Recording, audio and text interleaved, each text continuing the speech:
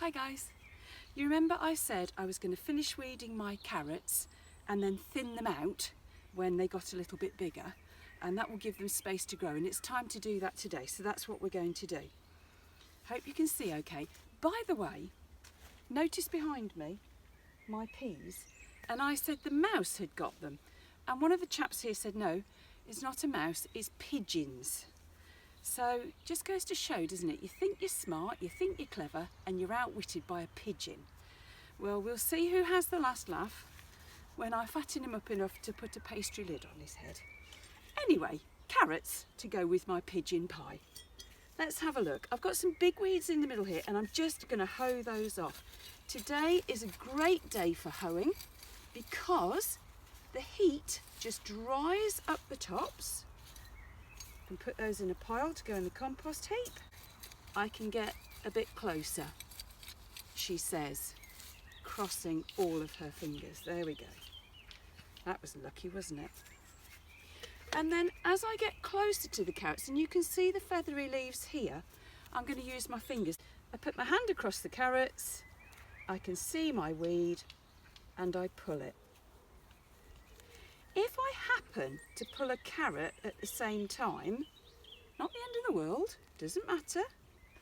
If I pull it right up and out of the ground, I'm not going to replant it, it doesn't work. I'm just going to accept that I win some and I lose some. Let's get that one out while I can. And then little carrots that, you know, aren't going to do very well, I can take those out, leaving my big ones in. And then, because I've uncovered the root a little bit, I'm just going to bank the soil back up. Okay, and I'm going to do this on both sides. Give me just a moment, guys.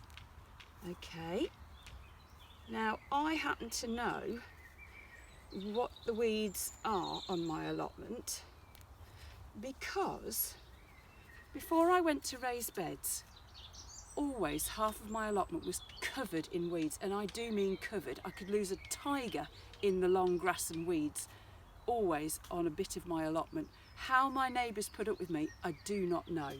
So if you come to your allotment every now and again and you know that you're not going to be able to come up, if you see that your weeds are starting to get flower heads on, just take the heads off those straight away, and that way your neighbours won't get all the seed heads, and you will keep a nice friendship with the people around you. I'm going to do the other side. I hope you can see this all right.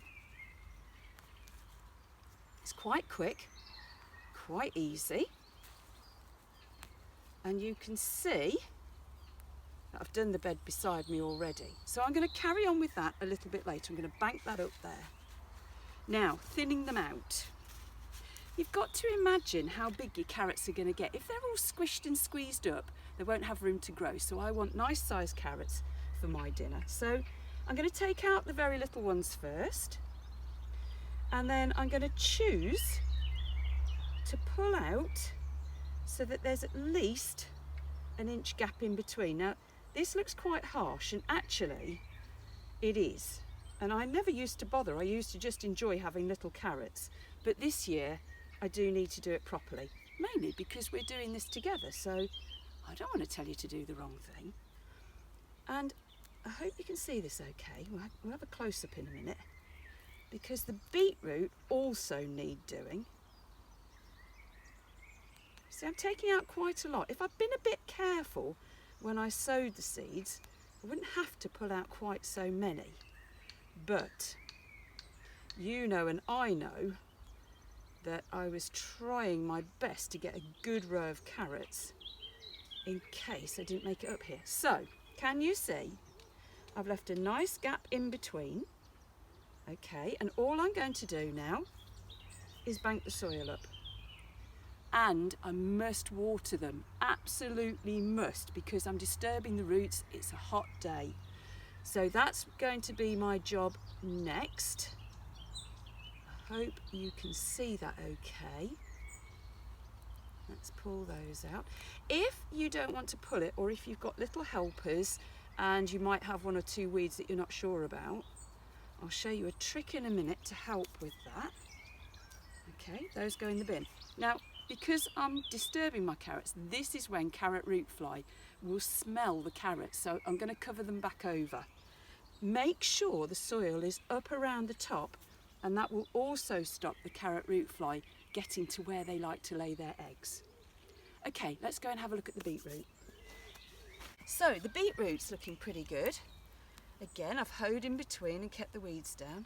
And literally you can see I've got bigger ones here and the little ones in between. So I'm going to leave the big ones and I'm going to take out every other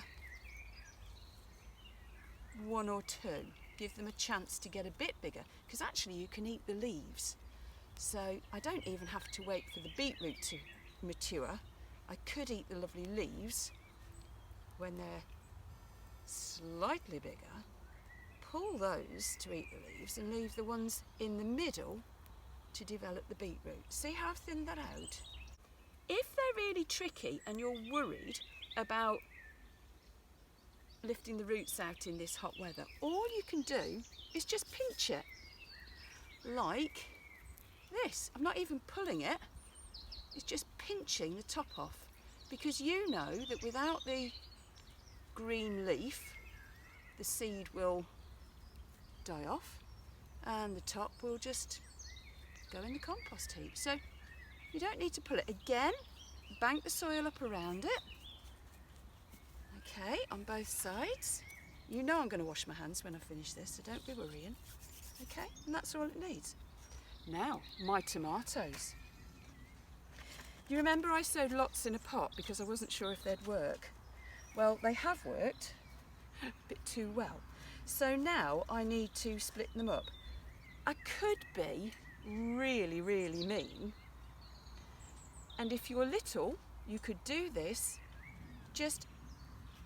You can either pull or snip with scissors if you want to practice your scissor skills. Keep one in the pot and get rid of the rest. You could do that. That's fine to do that. But if, like me, you want to try and keep as many as you can, you could just tease that open and you can see the tomato leaves starting there.